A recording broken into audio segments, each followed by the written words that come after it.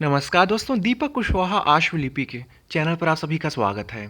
और आज के इस वीडियो में बात करूंगा Uttar Pradesh power corporation limited यानी कि यूपीपीसीएल से आने वाली भर्ती शिविर सहायक यानी कि स्टेनोग्राफर और कार्यकारी सहायक यानी कि क्लर्क। ठीक है, इसके बारे में चर्चा करूंगा, इसके ग्रेड पे के बारे में। और ख़ास बात यह कि अब ये भर्ती आपकी कौन करवाएगा, किस मानक पर, किस नियम के तहत, या ऐसे समझो कि सीधे सीधे जो इसकी नई नियमावली बन चुकी है उस पर ही ये आज की वीडियो रहने वाली। ठीक है, तो अब काफ़ी कुछ बदलाव देखने को आपको मिलेगा कि पहले टाइपिंग शॉर्ट हैंड परीक्षा, फिर आपकी ये रिटन यानी कि लिखित परीक्षा होगी, जो कि बहुत ही अच्छा है। ठीक है, और इस बार पहली बार होगा कि यूपीपीसीएल आपको मंगल फॉन्ट दे रहा है, क्रूति देव हटा लिया गया है। ठीक, तो एक तरीके से इस भर्ती के लिए नियम, शर्त, मानक, या यही समझो कि इसकी नियमावली में क्या कुछ बदलाव हुआ है, तो आज की ये वीडियो इसी पर रहने वाली है। ठीक है, तो आप लोग वीडियो को पूरी ज़रूर देखिएगा। और जिन भी लोगों ने अभी तक चैनल को सब्सक्राइब ना किया हो तो पहले ऐसे सभी जन चैनल सब्सक्राइब जरूर कर लें, काहे से कि ज़्यादा ज़रूरी है। ठीक, तो ये Uttar Pradesh power corporation limited तरफ से 23 जनवरी को एक कार्यालय ज्ञापन पत्र जारी किया गया। ठीक, ज्ञापन पत्र क्या, आप ऐसे समझो एक तरीके से यही इसकी नियमावली है स्टेनोग्राफर भर्ती के लिए। अच्छा, पहले जब भर्ती आती थी तो स्टेनो यानी कि आशुलिपिक के नाम से, फिर बाद में नाम बदलीकरण की प्रक्रिया बहुत तेज़ी से चली, तो ठीक रहे ना समाज से, तो चीज़ों का नाम बदलते बदलते फिर आ गया भर्ती पर, तब इसका नाम बदल के स्टेनोग्राफर हटा करके शिविर सहायक कर दिया गया। पहले मैं सोचा कि कहता बाहर जाए तो शिविर विविर लगाए, शायद वो ऐसा कुछ हो, फिर बाद में विज्ञापन जब पढ़े तो अच्छा ये तो स्टेनोग्राफर है। खैर, तो देखिए लिखा है कि अच्छा, इसी में सारी नियम शर्तें हैं कि किस प्रक्रिया के तहत आपकी भर्ती होगी, उसका जो परीक्षा का पाठ्यक्रम, शॉर्ट हैंड की स्पीड, टाइपिंग स्पीड, सब कुछ इसमें दिया है। एक तरीके से समझो कि यही इसकी नियमावली और सारे नियम, शर्त, मानक सब कुछ इसी में दिया है, अभी आगे है सब कुछ। ठीक, देखिए लिखा है कि कंपनी अधिनियम 2013 की धारा 179 तथा, अच्छा 79 89 समझते होंगे ना आप, हाँ समझा करिए। ठीक, धारा 179 तथा निगम के आर्टिकल ऑफ एसोसिएशन के आर्टिकल इतना इतना इतना दुनियादारी लिखा है में उत्तर प्रदेश राज्य विद्युत परिषद लिपिकी अधिष्ठान के अंतर्गत निम्नानुसार सीधी भर्ती के पद पर त्वरित एवं पारदर्शी नियुक्ति प्रक्रिया अपनाए जाने हेतु स्तंभ 1 के अनुसार लागू अद्यतन व्यवस्था को एतद द्वारा नवीन व्यवस्था स्तंभ 2 से प्रतिस्थापित किया जाता है। ठीक है, तो स्तंभ 1 तरफ ये व्यवस्था है, स्तंभ 2 में दूसरी व्यवस्था है, और इसको अच्छे से आप समझिए। सब कुछ एम लिखा है। अब कैसे आपकी परीक्षा होगी, कौन करवाएगा, क्या कुछ नियम शर्तें, सब हैं। तो सीधे मुद्दे पर हम लोग बात करते हैं, बाकी हटाओ, जो पुराना था उसको क्या पढ़ना। देखो, वेतनमान कार्यकारी सहायक एवं शिविर सहायक लेवल 4, यानी कि अभी तक तो ये था लेवल 4 आपका वो 2400 ग्रेड पे होता था, लेवल 5 2800 होता था, यही समझते हैं हम लोग। लेकिन यूपी पीसीएल इकलौता ऐसा है कि ये अपना अलग ही लेवल रखता है। ठीक है, ये 2600 ग्रेड पे पर स्टेनो की भर्ती दे रहा है। योग्यता समझ लीजिए, लिखा है कि किसी मान्यता प्राप्त विश्वविद्यालय से पूर्णकालिक स्नातक की उपाधि, आधा अधूरा कुछ नहीं, अच्छे से पूरा पास हो जाइए, तब ऐसे लोग इसके लिए आवेदन कर सकते हैं। और एक शर्त है कि अंशकालिक दूरस्थ शिक्षा के माध्यम से प्राप्त डिग्री मान्य नहीं होगी। रेगुलर रेगुलर कह रहा हूँ, रेगुलर। ठीक है, तो वहाँ से ही पढ़े जो लोग हैं तो वैसे ही डिग्री मान्य है, दूरस्थ वाला नहीं चलेगा। ठीक, सीधी भर्ती के माध्यम से नियुक्ति चयन हेतु प्रक्रिया, इसको समझिए। चयन विद्युत सेवा आयोग अथवा उत्तर प्रदेश अधीनस्थ सेवा चयन आयोग अथवा इसी प्रकार की अन्य प्रतिष्ठित संस्था द्वारा किया जाएगा। कहने का मतलब या तो ये यूपीपीसीएल खुद कराए, ठीक है, अथवा करके लिख दिया है कि या हम सबका करेजा आयोग, प्यारा आयोग, अधीनस्थ सेवा चयन आयोग, ठीक है, या तो उसके जरिए भर्ती होगी या फिर और भी जो इसी तरीके के संस्था या आयोग होगा तो उसके जरिए। ठीक, अब बचा है क्या इसमें, जिस संस्था के माध्यम से भर्ती की कार्यवाही की जा रही है, इन नियमों में उसे भर्ती संस्था कहा जाएगा। ठीक, अब देखो अधीनस्थ से होगी तो एक तरीके से समझो अधीनस्थ है, क्योंकि इतना सब कुछ लिखने का मतलब ही क्या है। ठीक, लिखा है कि उत्तर प्रदेश अधीनस्थ सेवा चयन आयोग के पेट स्कोर, पीईटी का जो स्कोर कार्ड है, या इसी प्रकार की राज्य अथवा केंद्र सरकार की संस्थाओं द्वारा आयोजित की जाने वाली अन्य समतुल्य परीक्षाओं के स्कोर जैसा कि निर्धारित किया जाएगा के आधार पर अभ्यर्थियों से आवेदन आमंत्रित किए जाएंगे। ठीक है। अब अभी अपने यहाँ तो यही पीटी ही चल रहा है, अगर केंद्र की कोई एजेंसी कराती है तो उसका जो नियम मानक होगा तो उसके आधार पर ऐसे करके चयन के निम्नवत 3 चरण होंगे। इसमें जो मैंने पढ़ा था, बड़ा अच्छा अब ये हो गया कि शॉर्ट हैंड वॉर्ट हैंड पहले हो जा रही, बाद में रिटेन। अभी देखते हैं कि हो सकता है शायद मैं ना समझ पाया हूँ, आप समझिएगा। प्रथम चरण, पहले चरण की जो मतलब परीक्षा भी कुल 3 चरणों में होगी। तो पहले चरण की जो परीक्षा है, लिखा है कि रिक्तियों के सापेक्ष अधिकतम 5 गुना अभ्यर्थियों को उपरोक्त क्रमांक में उल्लिखित परीक्षा के स्कोर के आधार पर शॉर्टलिस्ट किया जाएगा। अच्छा, ये वो चरण नहीं है, ठीक है। शॉर्टलिस्टिंग हेतु कट ऑफ का निर्धारण भर्ती संस्था द्वारा किया जाएगा। जैसे अधीनस्थ करता है कि इतने कट ऑफ वाले लोगों को बुला लो, फॉर्म भर लो पहले 25 रुपया दे के, फिर इतने नंबर पाए हो तो 200 रुपया फिर से दो, तब आप लोग परीक्षा दे पाओगे। ठीक, तो ये पहला चरण हो गया। मैं इसको परीक्षा का चरण समझ रहा था, खैर। तो पहले ये हो गया, कट ऑफ जारी किया जाएगा, ठीक। द्वितीय चरण, कार्यकारी सहायक पद हेतु शॉर्टलिस्ट अभ्यर्थियों की 5 मिनट की टंकण परीक्षा हिंदी में मंगल फॉन्ट में ली जाएगी। क्रूति देव हटा दिया गया है, मंगल में ही इनस्क्रिप्ट मिल सकता है, और वो रेमिंगटन गेल, ये दोनों है इसी में। मंगल में कुल 9 तरीके के फॉन्ट हैं, जो अपने काम के हैं वो फिलहाल में 2 ही हैं, ठीक। इनस्क्रिप्ट जो सबसे अलग हो गया, और फिर आपका ये रेमिंगटन गेल जो कि क्रूति देव जैसा है हूबहू, ठीक। तो ये 2 फॉन्ट अब आपको मिलना ही मिलना है। तो अब से उत्तर प्रदेश में चाहे उत्तर प्रदेश लोक सेवा आयोग हो गया, एपीएस भर्ती से शुरुआत हो गई मंगल फॉन्ट की। अधीनस्थ तो आपको देता ही देता था कृति और मंगल दोनों फॉन्ट, अब से यूपी पीसीएल में भी हो गया है, ठीक। अब द्वितीय चरण की परीक्षा इनका ये कहना है कि सबसे पहले मंगल फॉन्ट पर परीक्षा ली जाएगी 5 मिनट की, ठीक। ये कार्यकारी सहायक पद की बात हो रही है, मतलब कि बाबू बाबू स्टेनो दोनों ही पदों की बात चल रही है यहाँ पर। कार्यकारी सहायक बाबू वाला पद हो गया, और ये जो शिविर सहायक है स्टेनो। तो शिविर उविर जहाँ आए तो आप लोग पंडाल उंडाल मत समझिएगा, या लगा के टेंट कहीं जंगल में चले गए हैं या तंबू गाड़े हैं संगम किनारे, वो वाला शिविर उविर नहीं, ठीक है। तो ये बस समझे रहोगे कतहूँ भी, ठीक। तो ये हो गया।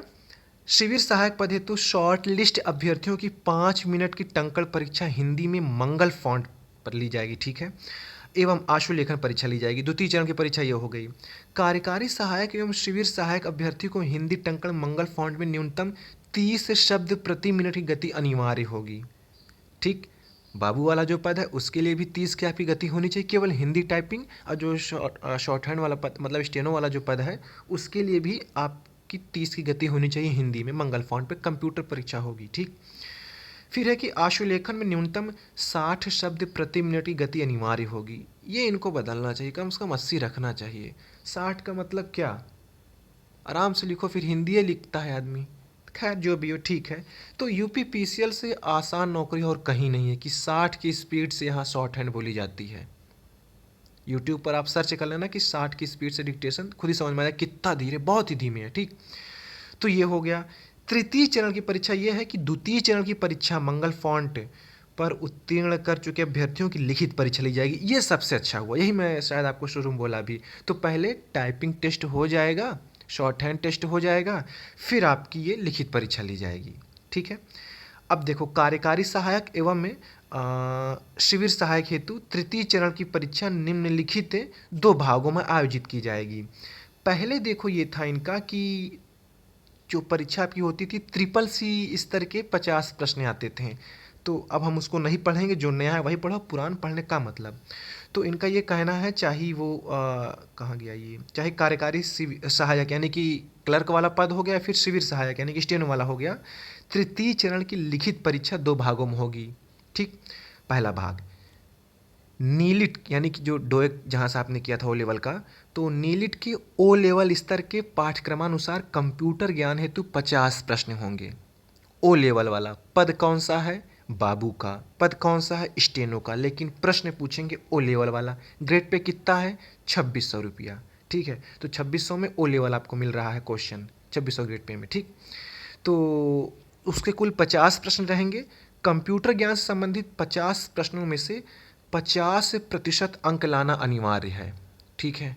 50 अंकों की परीक्षा हो गई है कंप्यूटर की, तो उसमें से कम उसका आधा आपको लाना ही लाना है।